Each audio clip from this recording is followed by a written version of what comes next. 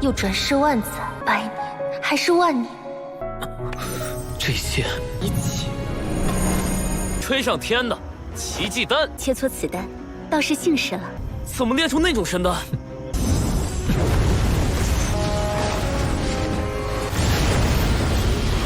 孟姑娘也会愿意为我跳舞的。公子可否赏光孟家丹阁？还敢挑衅老夫！ Halo guys, balik lagi bersama Mimin from Zero.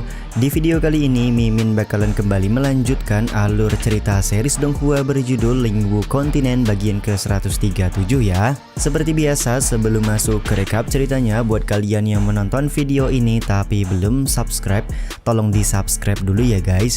Dan jangan lupa nyalain lonceng biar nggak ketinggalan update terbaru dari channel From Zero. Playlist untuk series Donghua ini juga udah tersedia bagi kalian yang baru aja bergabung dan belum nonton episode sebelumnya ya. Ya udah deh, gak usah berlama-lama lagi, langsung saja kita ke recap ceritanya guys.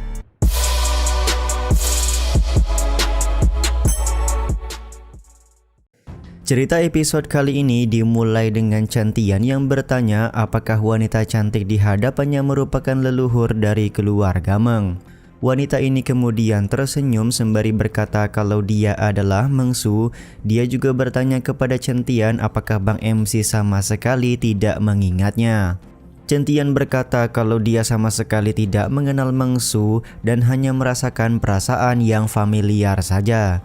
Mengsu pun akhirnya bisa paham kalau Chantian hanyalah reinkarnasi dari pria berjubah putih setelah pria berjubah putih mencoba untuk melawan langit.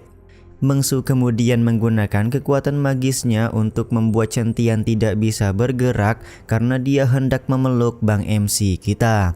Ternyata Mengsu sudah menunggu pria berjubah putih sangat lama karena pria berjubah putih pernah berjanji akan kembali mendatangi Mengsu. Karena reinkarnasi dari pria berjubah putih sudah datang, maka Mengsu akan mengembalikan sesuatu yang dititipkan oleh pria berjubah putih pada waktu itu.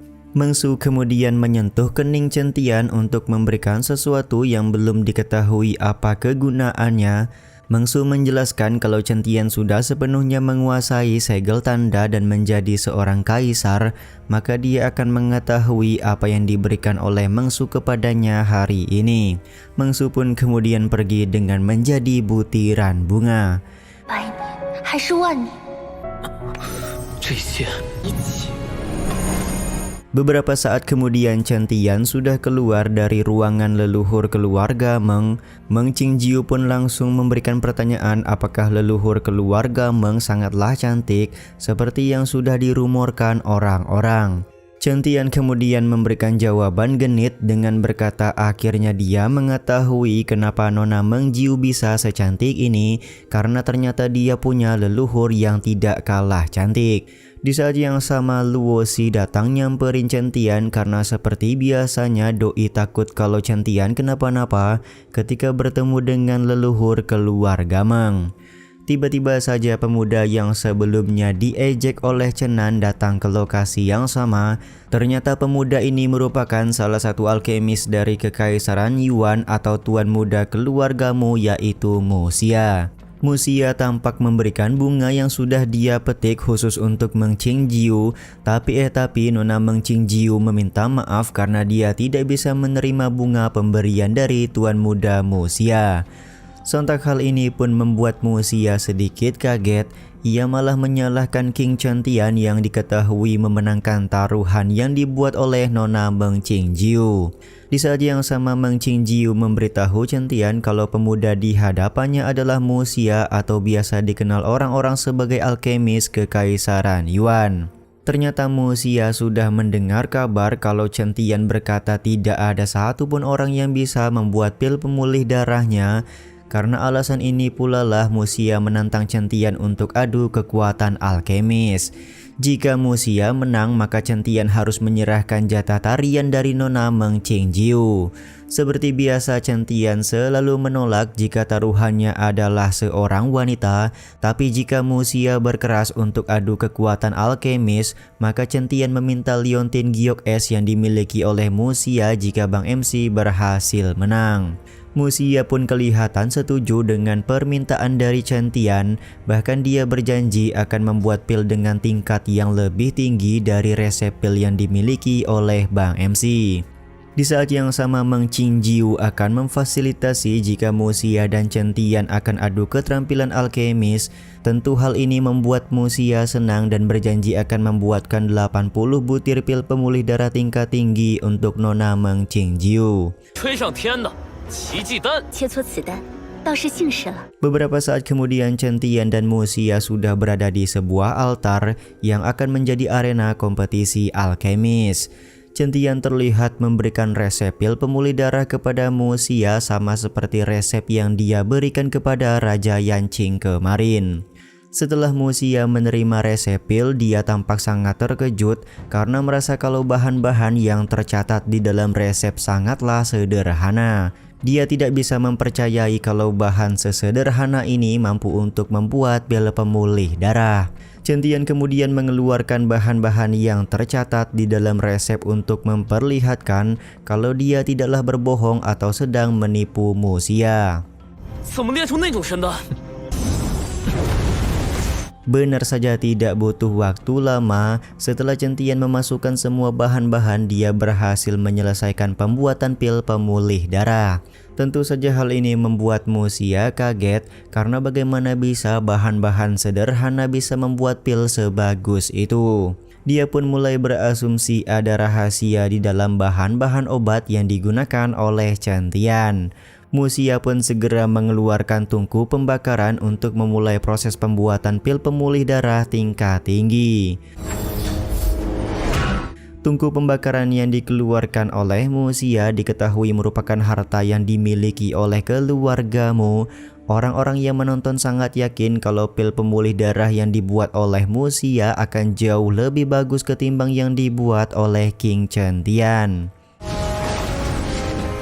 Ketika Musia hendak menyelesaikan pembuatan pil, tiba-tiba saja muncul petaka surgawi yang menghancurkan tungku pembakaran. Tentu saja hal ini membuat semua orang kaget karena bagaimana bisa pembuatan pil seperti ini mampu memanggil bencana langit. Musia pun mulai menuduh kalau resep pil yang digunakan oleh Chen Tian pasti bermasalah. Namun Meng Qingjiu membantah semua yang dikatakan oleh Musia sembari menjelaskan kalau Chen Tian sudah memahami hukum alkemis. Siapapun yang memahami hukum alkemis maka mereka bisa mengendalikan hukum langit untuk membantu menyempurnakan pembuatan pil. Tapi barang siapa yang hendak meniru pembuatan pil milik Chen Tian, maka akan mendapatkan serangan balik dari bencana langit.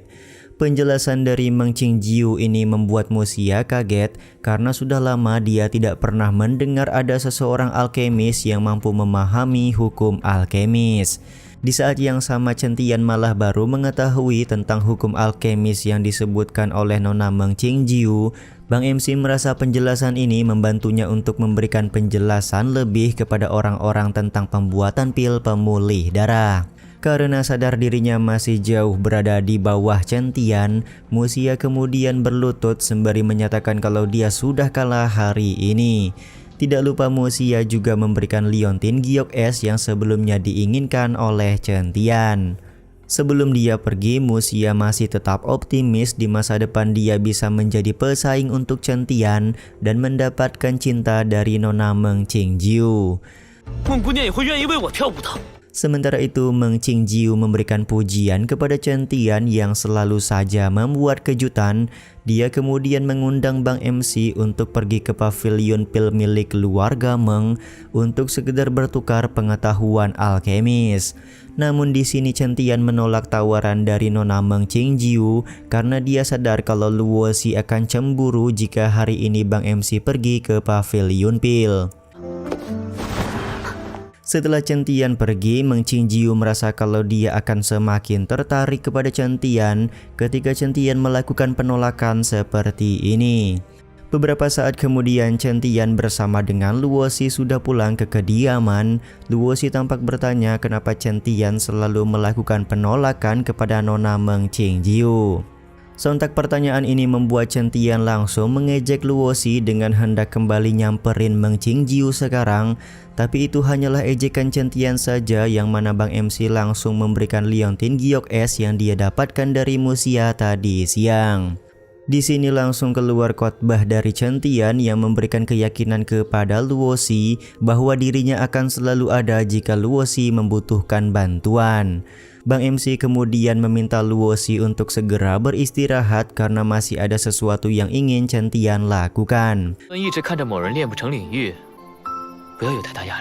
Ternyata Chen Tian pergi ke sebuah hutan karena sadar dia sedang diawasi oleh seseorang. Bang MC kemudian meminta orang tersebut untuk segera keluar karena lokasi mereka sudah jauh dari keramaian. Usut punya usut, yang mengawasi Chen Tian merupakan tetua Kekaisaran Chuyun. Kemunculan dari tetua Kekaisaran Chuyun ini juga sekaligus menutup episode kali ini ya guys. Ya udah deh, sampai di sini dulu aja video kali ini. Mohon maaf jika masih banyak kekurangan dan kesalahan dalam penyampaian kata-kata ya. Terima kasih untuk kalian yang udah pada nonton, dan jangan lupa subscribe serta nyalain loncengnya ya guys. Mimin selaku penulis narasi, tukang voice over, dan tukang edit video pamit undur diri. Salam hangat, see you in the next video. Bye bye guys, see you next week.